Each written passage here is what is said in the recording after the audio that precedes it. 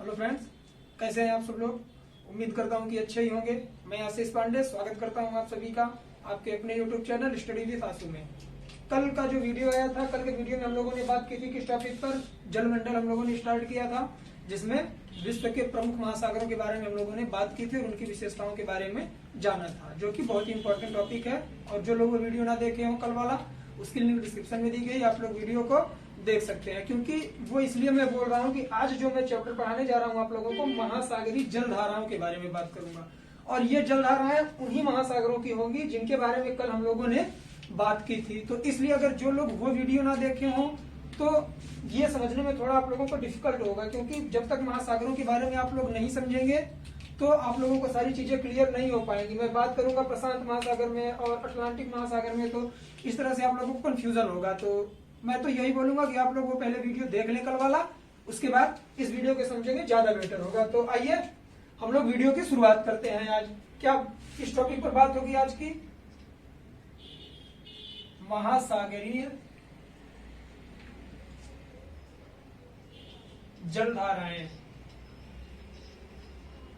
बहुत इंपॉर्टेंट है और सब चीजें मैं ट्रिक से याद करवाऊंगा आप लोगों को, ठीक है। आज लास्ट तक वीडियो में बने रहें, सारी चीजें क्लियर हो जाएंगी यहीं पर। देखिए ये मैप आप लोग देख ही रहे हैं कि ये अपना क्या है, महाद्वीपों का मैप मैंने बना रखा है पूरे वर्ल्ड का, जिसमें 7 महाद्वीप आपको दिख रहे होंगे, 6 दिख रहे होंगे। अंटार्कटिक नहीं दिखाया जाता क्योंकि उससे कोई मतलब नहीं है यहाँ पर। महासागरीय जलधाराओं से और समुद्र से, सॉरी महासागरों से उसका कोई संबंध नहीं बनता, इसलिए हम लोग उसे नहीं दिखाए हैं। तो सबसे पहले हम लोग देखेंगे इसमें कि कल जो हम लोगों ने बात की थी, ये आपका कौन सा महासागर है,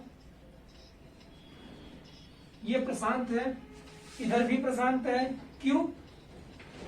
कल की वीडियो में पता होगा आप लोगों को कि पृथ्वी गोल है, पृथ्वी गोली है। ये आपका एशिया, ऑस्ट्रेलिया, उत्तरी अमेरिका, दक्षिणी अमेरिका, 4 ऐसे महाद्वीप हैं जिनके बीच में प्रशांत महासागर की स्थिति है। तो पृथ्वी गोली है, तो जब इन दोनों छोरों को हम मिलाएंगे तो चारों तरफ से सीमाएं बनती हैं किसकी, प्रशांत महासागर की, जिसे क्या बोलते हैं हम लोग, ज्वालामुखी में पढ़े थे, अग्निवलय बोलते हैं, रिंग ऑफ फायर। तो ये प्रशांत महासागर की स्थिति हो गई। और ये आपकी कौन सी है, अटलांटिक महासागर, ठीक है। अटलांटिक महासागर की स्थिति के बारे में कल हम लोगों ने बात की थी कि स्थिति क्या है, एस आकार की इसकी स्थिति है। और ये जो है हमारा कौन सा है, हिंद महासागर, ठीक है। तो अगर हम लोग देखें एक तरह से किस चीज पर बात होगी, महासागरीय जलधाराएं। आप लोगों के माइंड में यह क्वेश्चन तो अगर बन रहा होगा कि जैसे महासागर हैं, महासागर की धाराएं भिन्न भिन्न होती हैं, गर्म होती हैं, ठंडी होती हैं, ठीक। तो ऐसा नहीं लग रहा है कि जैसे एक ही महासागर है तो जैसे नदियों में एक ही धारा होती है कि अगर वो पूर्व की ओर प्रवाहित हो रही है तो पूर्व की ओर ही प्रवाहित होगी, गर्म है तो गर्म ही होगी, ठंडी है तो ठंडी ही होगी। लेकिन महासागर के साथ ऐसा नहीं है। क्यों? महासागर की जलधाराएं कई भागों में विभाजित की गई है, सॉरी, गर्म जलधारा, ठंडी जलधारा, और दिशा के आधार पर बांटा गया है और महासागरों के आधार पर बांटा गया है। तो इनका विभाजन किस आधार पर किया गया है, कैसे किया गया, वो हम लोग जानेंगे।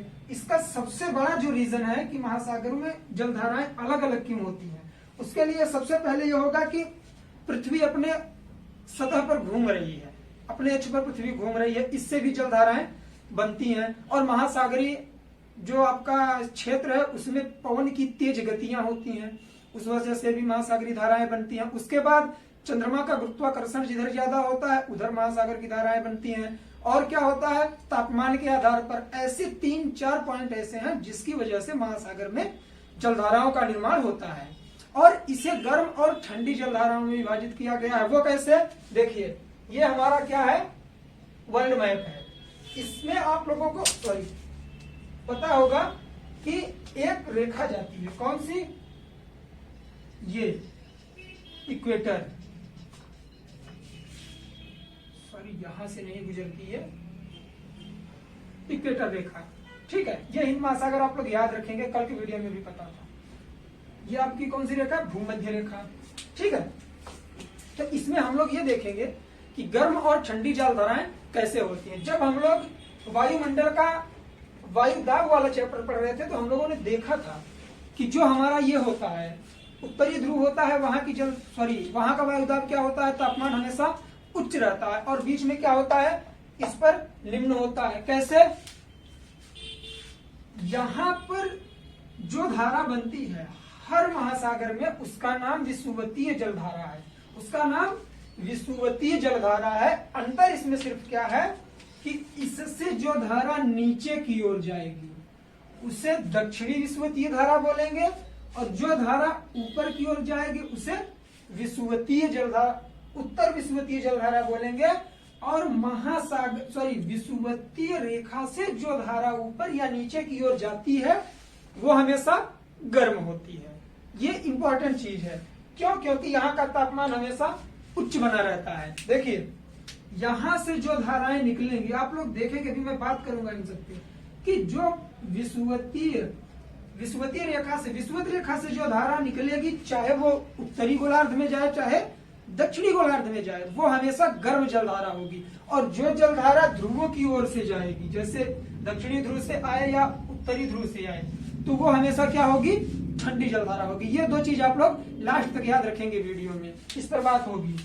फिर से बोल रहा हूं, जो विषुवत रेखा से जो धाराएं बहती हैं उन्हें क्या कहते हैं, गर्म जलधाराएं होती हैं हमेशा, क्योंकि वहां का तापमान हमेशा उच्च है। और ये जो उत्तरी और दक्षिणी ध्रुव की धाराएं हैं, यहाँ से जो धाराएं निकलती हैं वो इसकी तरफ, विषुवत रेखा की तरफ जाती हैं, तो उनकी स्थिति क्या होती है, वो हमेशा ठंडी जलधाराएं होती है। ठीक, तो उम्मीद करता हूं ये समझ गए होंगे आप लोग। और एक चीज और इम्पोर्टेंट बनता है कि जहां पर गर्म जलधारा और ठंडी जलधारा, गर्म जलधारा और ठंडी जलधाराएं जहां पर मिलती हैं, ये बहुत इंपॉर्टेंट है कि क्वेश्चन बनेगा यहां से, मैं बता रहा हूं कैसे। जहां पर गर्म और ठंडी जलधाराएं बनती हैं वहां की स्थिति क्या होती है, वहां पर घना कोहरा छा जाता है, और वहां प्लैंकटन नाम का पौधा होता है। कौन सा पौधा? प्लैंकटन।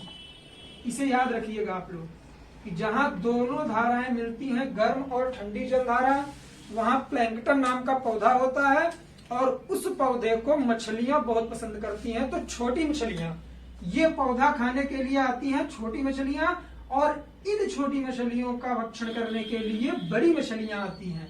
तो क्या होता है, यहाँ क्या बनता है, मत्स्य का शिकार यहाँ बहुत ज्यादा होता है, तो मत्स्य उत्पादन इस एरिया में बहुत होता है। तो ये जो दो जलधाराएं मिलती हैं, गर्म और ठंडी जलधाराएं, उनकी एक स्थिति यहाँ बनती है उत्तर अमेरिकी तट पर, और एक कहाँ बनती है, यहाँ जापान के निकट। अभी मैं बात करूंगा कि कौन कौन सी जलधारा मिलती हैं गर्म और ठंडी, हर एक प्रशांत महासागर, अटलांटिक महासागर और आपके हिंद महासागर से हम धाराओं के बारे में बात करेंगे, और उन धाराओं को हम लोग एकदम इजीली ट्रिक के द्वारा याद करने की कोशिश करेंगे। तो प्लैंकटन पौधा आप लोग समझ गए होंगे। मत्स्य का उत्पादन सबसे ज्यादा कहाँ होता है, जहां गर्म और ठंडी जलधाराएं मिलती हैं, वहां पर प्लैंकटन नामक पौधा पाया जाता है। और इस प्लैंकटन पौधे को खाने के लिए मछलियां आती हैं छोटी, फिर छोटी मछलियों को खाने के लिए बड़ी मछलियां आती हैं। तो इसलिए यहाँ क्या होता है, आपका मत्स्य उत्पादन बहुत ज्यादा होता है, मछलियों का शिकार होता है, मछुआरे यहीं से ज्यादा मछलियां पकड़ते हैं। तो उम्मीद करता हूं समझ में आ गया होगा ये। आइए अब हम लोग बात करते हैं किसकी, महासागरीय जलधाराओं की। तो आप लोगों को पता है सबसे बड़ा महासागर हमारा क्या, कौन सा है, जो हम लोगों ने कल के वीडियो में बात की थी, कौन सा है हमारा, प्रशांत महासागर। तो मैंने पहले ही बताया कि महासागर की धाराएं दो भागों में विभाजित हैं, गर्म और ठंडी जलधारा। कौन सी, गर्म और ठंडी जलधारा। सारे महासागरों की स्थिति वही है। तो हम लोग जिनके बारे में पढ़ेंगे आज वो क्या है आपकी, देखिए यहां पर आपका पाया जाता है आर्कटिक महासागर। तो आर्कटिक महासागर की जलधाराओं के बारे में हम लोग बात नहीं करेंगे, क्योंकि यहाँ का तापमान हमेशा निम्न होता है और यहाँ की जलधाराएं हमेशा ठंडी होती है। ठीक, यहाँ की जलधाराएं हमेशा ठंडी जलधाराएं होती हैं, इसलिए हम लोग इस पर बात नहीं करेंगे। यहाँ से क्वेश्चन नहीं बनता आपके, कहाँ से, आर्कटिक महासागर से। क्वेश्चन आपका सबसे ज्यादा अटलांटिक से बनता है, प्रशांत से, और 2 से 3 धाराएं इंपॉर्टेंट है हिंद महासागर की। तो आइए सबसे पहले हम लोग प्रशांत महासागर की जलधाराओं के बारे में बात करते हैं। देखिए ये आपका कौन सा प्रशांत महासागर है? ये पश्चिमी है और ये पूर्वी है। और अगर यहाँ की स्थिति से गोलाई से देखेंगे तो ये पूर्वी हो जाएगा, ये पश्चिमी। तो हम लोग एक डिवाइड कर लेंगे, इसे बांट लेंगे दो भागों में, ठीक है। और एक चीज पर आप लोग ध्यान रखिएगा कि जो गर्म जलधारा होगी वो मैं हमेशा रेड मार्कर से लिखूंगा। जो गर्म जलधारा होगी मैं रेड मार्कर से लिखूंगा, और जो आपकी ठंडी जलधारा होगी उसे मैं किस मार्कर से लिखूंगा? ब्लू मार्कर से। ये चीज आप लोग याद रखिएगा, क्योंकि अगर बताते टाइम, एक्सप्लेन करते टाइम चीजें अगर मैं भूल गया बताने के लिए कि कौन सी ठंडी है कौन सी गर्म है, वैसे भी आप लोग समझ लेंगे कि जो जलधारा विषुवत रेखा से निकलेगी, चाहे उत्तर या दक्षिण, वो गर्म है, और जो ध्रुवों की तरफ से आएंगी वो ठंडी है। तो आइए सबसे पहले हम लोग प्रशांत महासागर के इस वाले एरिया में बात करने वाले हैं। देखिए क्या होता है, ये जापान की स्थिति है। तो एक धारा ध्रुव की ओर से जाती, विषुवत रेखा की ओर से जाती है ऐसे करके, ठीक है। इस धारा को क्या बोलते हैं?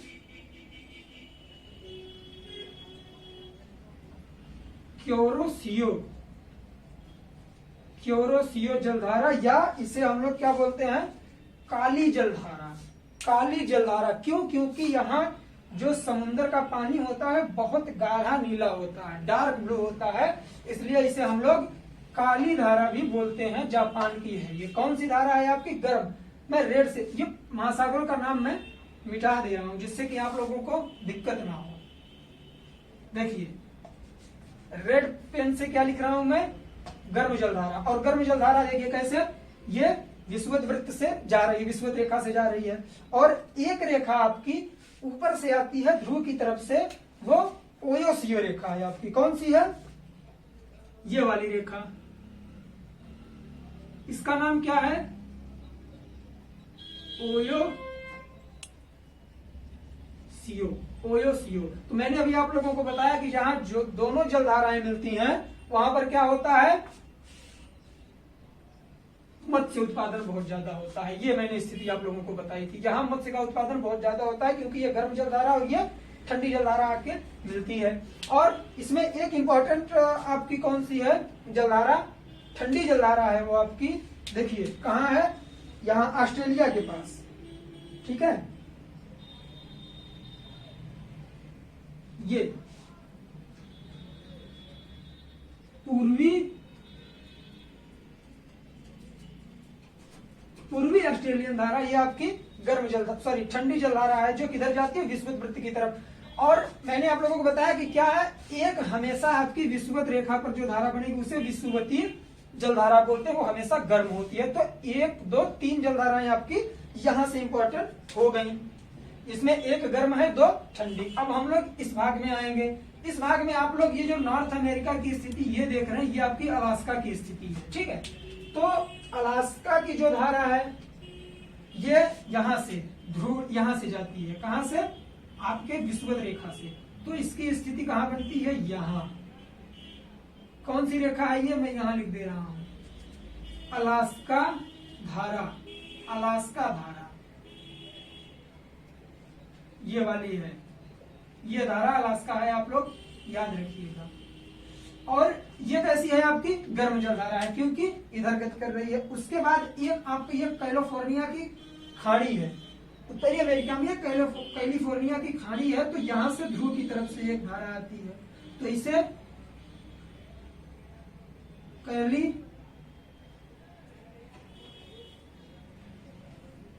कैलिफोर्नियन धारा, ब्लू से लिख रहा हूं। इसका आप लोगों को सिंबल क्या मिल रहा है कि ये ठंडी जलधारा है, ठीक। ये 2 जलधाराएं हो गई आपकी। अब फिर उसके बाद आपकी एक जलधारा कौन सी बन के आती है? सॉरी, ये कहां है इसकी स्थिति? ये आपकी ठंडी जलधारा है। कहां से जाती है? ये ऐसे करके जाती है। तो यहां पर एक देश है पेरू, तो इसे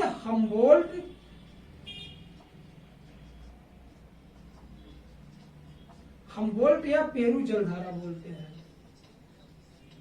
हमबोल्ट या पेरू जलधारा बोलते हैं इसे। और इसी की वजह से क्या होता है, जब ये जलधारा तेज गति करती है तो इससे अल नीनो एक ऐसा समय है ऐसी धारा है जिसकी वजह से क्या होता है, मानसून पर प्रतिकूल प्रभाव पड़ता है और वर्षा कम होती है। इसी की वजह से आती है जब भी हार्मफॉल की धारा तेज होती है पेरू की। तो आप लोग ये देखेंगे कि इसमें जो हमारी धाराएं थी प्रशांत महासागर में 1 2 3 4 5 6 धाराएं एक तरह से हम लोग देख लिए। कहा? इसमें प्रशांत महासागर की इंपॉर्टेंट धाराएं थी। अब हम लोग बात करेंगे किसकी? अटलांटिक महासागर की। तो अटलांटिक महासागर में पहले हम लोग उत्तरी अटलांटिक देख लेंगे, फिर दक्षिणी अटलांटिक देख लेंगे। तो उत्तरी अटलांटिक में ये जो आपका क्या है, ये ग्रीनलैंड है। ग्रीनलैंड से एक धारा आती है, ठंडी जलधारा है, क्योंकि मैं ब्लू से लिख रहा हूं और ध्रुव की तरफ से आ रही है। इसे लेब्राडोर जलधारा बोलते हैं, लेब्राडोर जलधारा। उसके बाद आपकी जो सबसे इंपॉर्टेंट जलधारा है ये विषुवत रेखा की तरफ से जाती है। कौन सी है ये?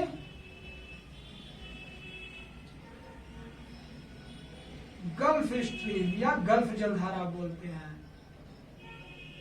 बहुत इंपॉर्टेंट है गल्फ स्ट्रीम। ये गल्फ स्ट्रीम जब दोनों यहां आई, गर्म जलधारा ठंडी जलधारा है, तो यहाँ पर क्या स्थिति बनी? प्लैंकटन पौधा की उत्पत्ति होगी, कोहरा छाएगा, मछलियां आएंगी और मछलियों का शिकार किया जाएगा। तो ये स्थिति जो मैंने आप लोगों को बताई यहाँ उत्तरी अमेरिका के तट के करीब है, गल्फ स्ट्रीम। और गल्फ स्ट्रीम की एक विशेषता क्या है कि जब ये यहाँ तक आती है, यहाँ से ऐसे घूम जाती है यूरोप की तरफ। तो ये गर्म जलधारा है, ये गर्म जलधारा है। और यूरोप हमेशा ठंडी जलधाराएं यहाँ रहती हैं, ठंडा मानसून होता है, तो इसलिए इसे क्या बोलते हैं? यूरोप का कंबल। यूरोप का कंबल बोलते हैं इसे। ये इंपॉर्टेंट चीजें मैं फैक्ट बता देता हूं जिससे कि आप लोग याद रखे रहें, काफी क्वेश्चन बनते हैं एग्जाम में यहाँ से। ये हमारी गल्फ स्ट्रीम धारा जो कहां से जा रही है? विषुवत रेखा से जा रही है, इसलिए गर्म है। लेब्राडोर जलधारा आ रही है आपकी ग्रीनलैंड और यहाँ कनाडा के बीच से, तो इस वजह से ये आपकी उत्तरी ध्रुव से आ रही है, तो ठंडी जलधारा है। दोनों जहां मिलेंगी वहां मत्स्य उत्पादन होगा, और यही जलधारा गल्फ स्ट्रीम आपकी यूरोप जाती है और गर्म होती है, और यहाँ का मानसून ठंडा होता है, तो इसलिए यह यूरोप का कंबल के नाम से जानी जाती है। और विश्व में जितनी जलधाराएं हैं सबसे तेज गति करने वाली जलधारा आपकी गल्फ स्ट्रीम जलधारा है। ठीक, तो उम्मीद करता हूं ये चीज याद हो गई होगी। अभी यहां पर आपके एक जलधारा और ऐसे करके बनती है, उत्तरी अटलांटिक, उत्तरी अटलांटिक जलधारा।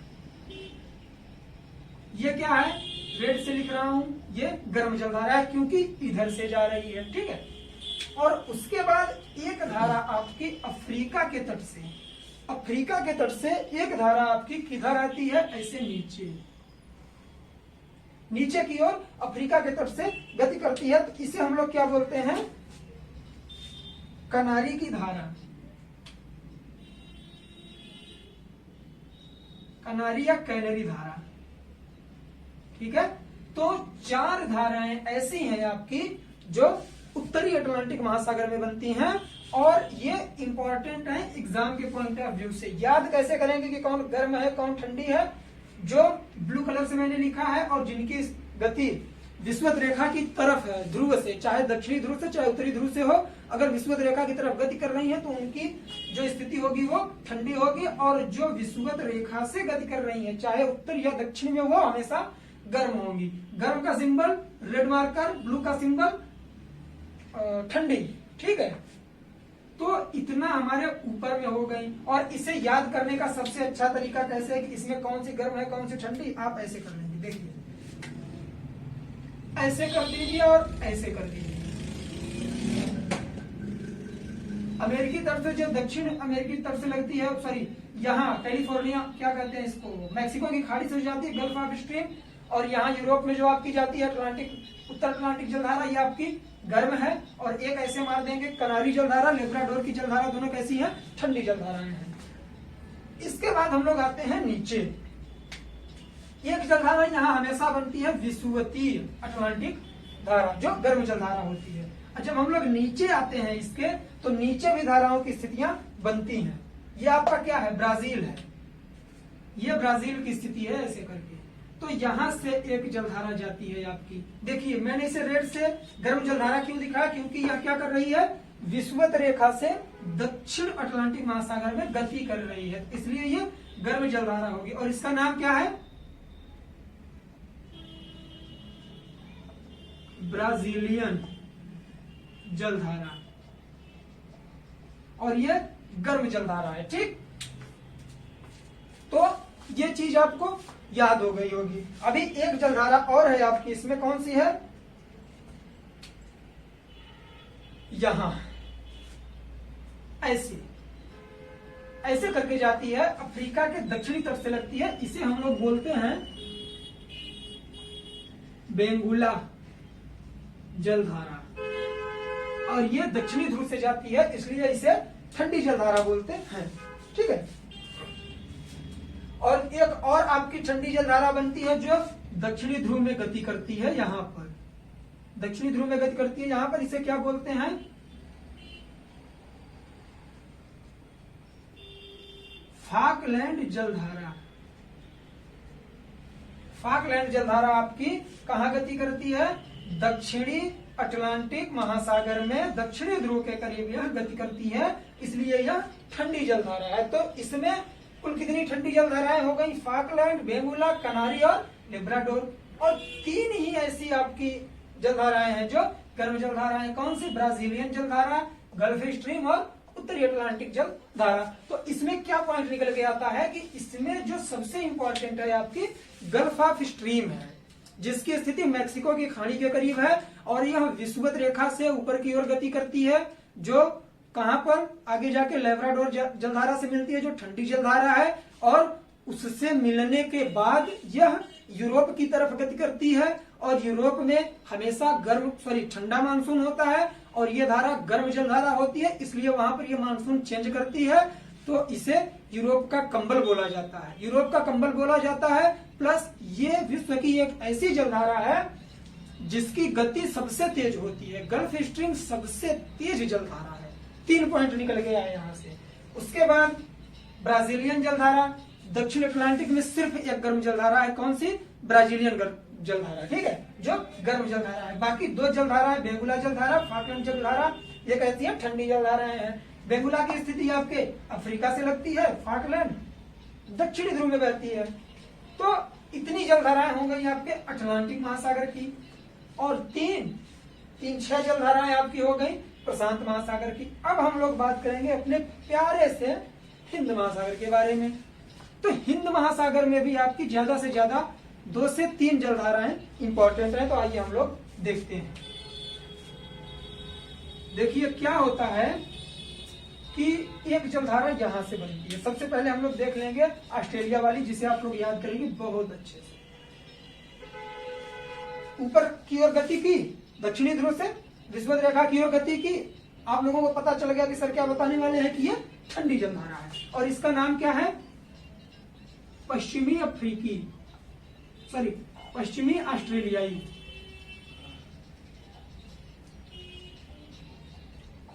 पश्चिमी ऑस्ट्रेलियन जलधारा। ये कहां है, हमारे हिंद महासागर की ये धारा है। उसके बाद कौन सी है, एक आपकी गर्म जलधारा बनती है, ये मेडागास्कर से, इसे क्या बोलते हैं हम लोग,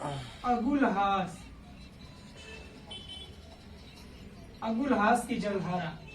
और एक जलधारा यहीं से बनती है मोजाम्बिक, जो यहाँ जिसकी स्थिति होती है, और ये भी गर्म जलधारा होती है। कौन सी, अगुलहास, मोजाम्बिक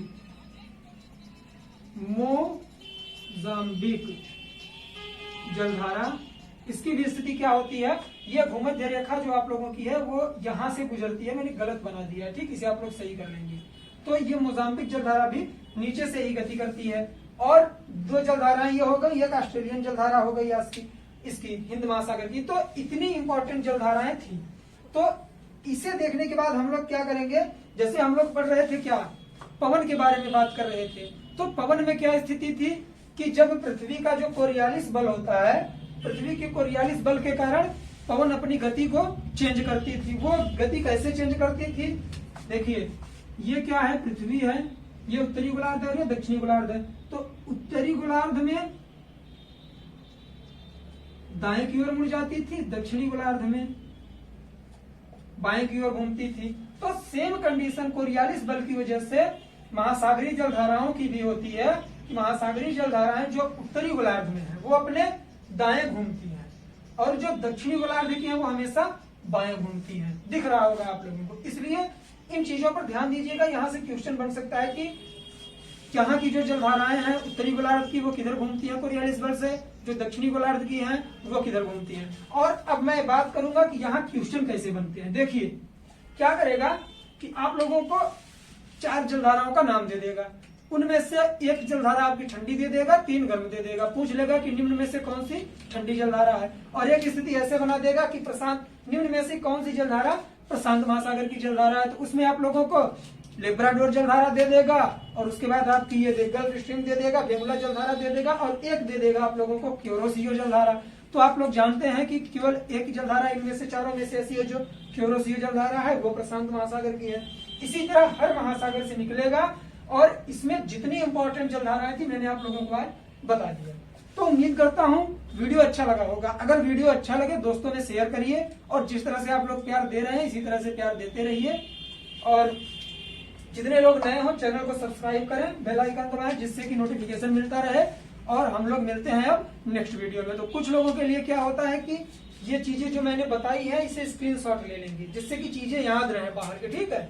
तो 2-4 सेकंड के लिए मैं वीडियो बंद नहीं करूंगा, आप लोग इसे स्क्रीनशॉट ले लेंगे। उसके बाद हम लोग मिलेंगे नेक्स्ट वीडियो में। तो उसमें किस टॉपिक पर बात करने वाले हैं हम लोग, जहां तक है विश्व की प्रमुख नदियों के बारे में बात करेंगे, या कोई जो टॉपिक होगा मैं आप लोगों को बताऊंगा। ठीक है, तो अभी इजाजत दीजिए, मिलते हैं नेक्स्ट वीडियो में। तब तक खुश रहिए, मस्त रहिए। जय हिंद, जय भारत, बाय बाय। अपना ख्याल रखिए। आप लोग स्क्रीनशॉट ले लीजिए।